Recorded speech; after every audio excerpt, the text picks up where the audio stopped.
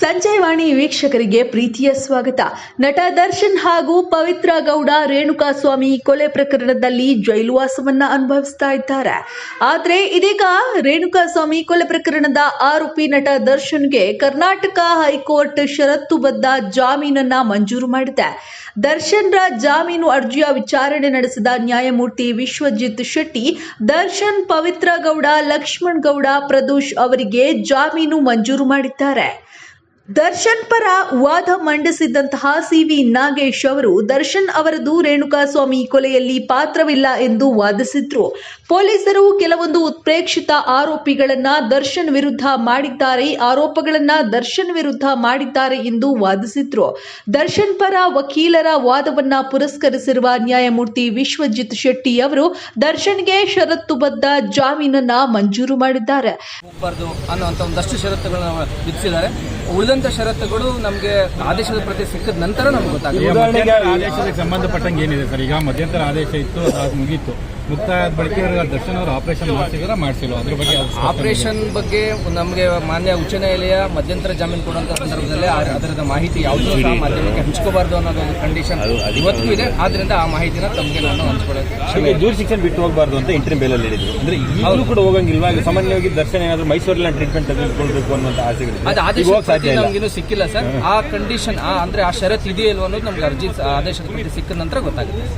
ಎಲ್ಲ ಆರೋಪಿಗಳನ್ನ ರೇಣುಕಾಸ್ವಾಮಿ ಪ್ರಕರಣದಲ್ಲಿ ಮಾನ್ಯ ಉಚ್ಚ ನ್ಯಾಯಾಲಯ ಇವತ್ತು ರೆಗ್ಯುಲರ್ ಬೇಲ್ ಕೊಟ್ಟಿದೆ. ಆದರೆ ಇದರಲ್ಲಿ ದರ್ಶನ್ ಅವರನ್ನ ಯಾವ ರೀತಿ ಪ್ರಕರಣದಲ್ಲಿ ಸಿಗಾಕ್ಸಲಾಗಿತ್ತು ಅನ್ನೋದು ಇನ್ನೊಂದು ವಾದ ಆಗಿದೆ. ಸಿ.ವಿ. ನಾಗೇಶ್ ಅವರು ಮತ್ತೆ ಸಂದೇಶ್ ಚೌಟ ಮತ್ತೊಬ್ಬ ಹೀರೋ ವಕೀಲರು ಮತ್ತೆ ಇನ್ನೊಬ್ರು ಹೀರೋ ವಕೀಲರು ಅರುಣ್ ಶರ್ಮ ಅವರು ವಾದ ಮಂಡನೆ ಮಾಡಿದ್ರು. ಆ ಎಲ್ಲ ಅಂಶಗಳನ್ನ ಪರಿಗಣನೆ ಮಾಡಿ ಇವತ್ತು ಮಾನ್ಯ ಉಚ್ಚ ನ್ಯಾಯಾಲಯ ಷರತ್ತುಬದ್ಧ ಜಾಮೀನನ್ನ ಆರೋಪಿಗಳು ಕೊಟ್ಟಿದೆ. ಈಗ ಸದ್ಯಕ್ಕೆ ಏನ್ ಹೇಳ್ಬೋದಂದ್ರೆ ಎಲ್ಲ ಆರೋಪಿಗಳಿಗೂ ಯಾರ್ಯಾರು ಜಾಮೀನು ಅರ್ಜಿಯನ್ನು ಸಲ್ಲಿಸಿದ್ರು ಎಲ್ಲರಿಗೂ ಸಹ ಜಾಮೀನು ಮಂಜೂರಾಗಿರುವಂತದ್ದು.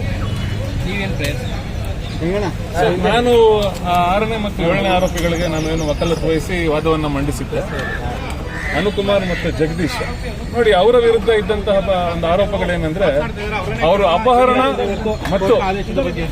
ಅಪಹರಣ ಮತ್ತು ಹಲ್ಲೆ ಆರೋಪ ಏನ್ ಕಂಡು ಬಂದಿತ್ತು ಅನುಕುಮಾರ್ ಮತ್ತು ಜಗದೀಶ್ ಅವರ ವಿರುದ್ಧ. 6ನೇ ಮತ್ತು 7ನೇ ಆರೋಪಿಗಳು ನೋಡಿ, ಯಾವುದೇ ಒಂದು ಈ ಒಂದು ಹಲ್ಲೆಯ ಬಗ್ಗೆ ಯಾವುದೇ ರೀತಿಯ ಒಂದು ಒಳಸಂಚು ಇರೋದಿಲ್ಲ ಈ ಆರೋಪಿಗಳ ವಿರುದ್ಧ ಅನ್ನೋದು ನಮ್ಮ ಪ್ರಮುಖವಾದ ವಾದ ಆಗಿರ್ತದೆ. ತದನಂತರ ಏನು ಪ್ರತ್ಯಕ್ಷ ಸಾಕ್ಷಿಗಳು ಇವರ ಹೇಳಿಕೆಗಳನ್ನು ಪಡೆದುಕೊಳ್ಳೋದು ಎಲ್ಲೋ ಒಂದ್ ಕಡೆ ಅಭಿಯೋಜನೆಗೆ ಬಹುದೊಡ್ಡ ಲೋಪ ಅಂತ ಹೇಳ್ಬೋದು. ಯಾಕಂದ್ರೆ 10 ದಿನಗಳ ನಂತರ ಏನು ಪ್ರತ್ಯಕ್ಷ ಸಾಕ್ಷಿಗಳ ಹೇಳಿಕೆಗಳನ್ನು ಪಡೆದುಕೊಂಡಿದ್ದಾರೆ ಅದೊಂದು ಬಹಳ ಒಂದು ಅಭಿಯೋಜನೆಗೆ ಒಂದು ಹಿಂದೇಟಾಗಿರುವಂಥದ್ದು. ಮತ್ತು ಈ 6ನೇ ಮತ್ತು 7ನೇ ಆರೋಪಿಗಳ ಸಂಬಂಧಗಳಿಗೆ ಸಂಬಂಧಪಟ್ಟಂತೆ ಪ್ರತ್ಯಕ್ಷ ಸಾಕ್ಷಿಗಳು ಎಲ್ಲಿಯೂ ಸಹ ಅವರ ಹೇಳಿಕೆಗಳಲ್ಲಿ ಅವರ ಇರುವಿಕೆಯ ಬಗ್ಗೆ ಉಲ್ಲೇಖವನ್ನ ಮಾಡಿರೋದಿಲ್ಲ. ನೋಡಿ, ಈ ಆಧಾರಗಳನ್ನು ಮುಂದಿಟ್ಟುಕೊಂಡು ನಾವೇನು ವಾದವನ್ನು ಮಂಡಿಸಿದ್ವಿ, ನ್ಯಾಯಾಲಯ ಇವತ್ತು ಜಾಮೀನು ಅರ್ಜಿಗಳನ್ನು ಪುರಸ್ಕೃತಗೊಳಿಸಿರುವಂತದ್ದು. ಇದರ ಬಗ್ಗೆ ನಿಮ್ಮ ಅನಿಸಿಕೆ, ಅಭಿಪ್ರಾಯಗಳನ್ನ ಮುಕ್ತವಾಗಿ ತಿಳಿಸಬಹುದು.